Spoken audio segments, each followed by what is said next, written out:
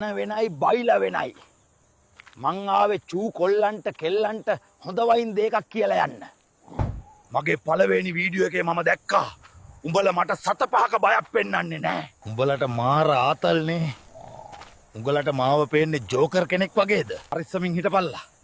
රෑකට එහෙම අහුවෙයිනේ. ඔය ලස්සන්ට තියෙන පිටවල් පලනවා. දැනගනින්. එමයි. ඈත අතීතයේ යම්කිසි සිදුවීමක් වුණා.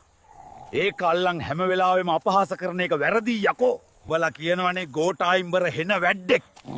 උඹ ඌගෙන් ගූයන්ට කෑවා කියලා. මං අහන්නේ ඌ කෝ දැන්? ඌ මැරිලා ගසුප් පැලවෙලා යකෝ.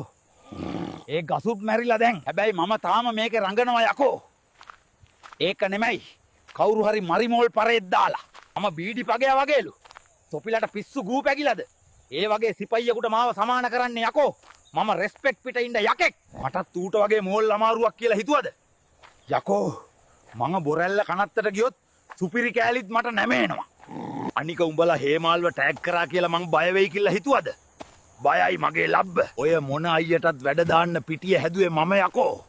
ඒක නිසා මතක තියාගනින්. මොකා වැඩ දැම්මත් මම තමා යකෝ රියල්ම G. එහෙනම් පරිස්සමින්. සාමෙන් බ්‍රෝ.